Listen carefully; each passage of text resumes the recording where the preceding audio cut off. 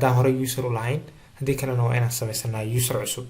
way fududahay, waa free inaad user samaysatid oo aad kala soo degtid Cisco Packet Tracer. haddii hore aad user u lahayd waad login gareyn kartaa, haddii kalena sign up ayaad dhigi kartaa, emailkaaga ama hotmailkaaga ama outlookaaga ayaa ku xiran kartaa.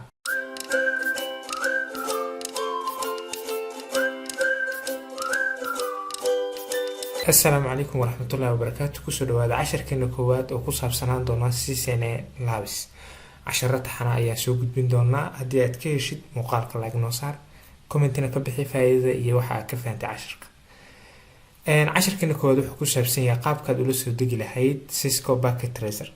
سيدا نكسونا كمبيوتر كمركة وحلقو سمينا يو هدي أتسميني سيد بواحد وباهنتاي أبليكيشن هذا بدكم يتقرني سيد وحا وباهنتاي أوفيس.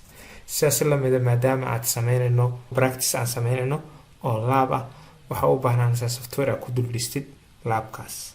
softwarekaas waxa loo yaqaanaa Cisco Packet Tracer. Cisco Packet Tracer kaas marka ayaynu maanta qaabkeenu la soo degi lahayn ayaynu baranaynaa insha Allah. Cisco Packet Tracer marka waa softwareka ku ogolaanaya inaad samaysatid network ku dhex samaysid computerkaaga, networkaas oo aan waxba ka duwaneyn marka real life aad switches ka ama routers ka aad sameynaysid. okay marka qaabka oo la soo degi lahayn aan guda galno. markaan software la soo degino waxaan geli doonaa Net Academy page kan loo yaqaan ayaan gelinaa, halkan ayaan kala soo deginaa. si aan ula soo degno waa inaan user ku leenahay, haddii kalena waa inaan login dhahnaa haddaan horey user u lahayn, haddii kalena waa inaan samaysanaa user cusub. way fududahay, waa free inaad user samaysatid oo aad kala soo degtid Cisco Packet Tracer. haddii hore aad user u lahayd waad login gareyn kartaa, haddii kalena sign up ayaad dhigi kartaa, emailkaaga ama hotmailkaaga ama outlookaaga ayaa ku xiran kartaa. waana free inaad samaysatid. softwareka inaad la soo degtidna waa free iyaduna. okay marka aan galno softwareka ayaynu markaa la soo degi karnaa. ayaan galnay marka login ayaan ku sameynay, userkayga ayaan ku galay. marka waxaan sameynaynaa hadda inaan la soo degno, meesha waxay ku qoran tahay resource ayaan ku dhufanaynaa, kadibna download Packet Tracer.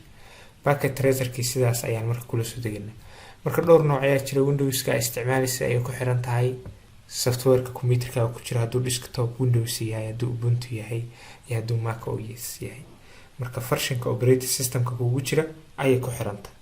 marka maadaama desktop aan isticmaalayo anigu waliba 64 bit iyo 32 bit, maxaa ku kala garan kartaa computerka inuu 64 yahay iyo inuu 32 bit yahay. bartisaitreed my computer waxaa ku ogaan kartaa softwareka computerka operating systemkiisa inuu 32 yahay iyo inuu 64 yahay. my computer dusheeda tag, kadibna properties de halkan system type waxaa ku arki doontaa 64 bit operating system inuu yahay. marka sidaas awgeed anigu waxaan la soo degi doonaa 64 bit operating system. waan ku dhufanayaa, kadibna downloadka hore ayuu ka bilaabi doonaa.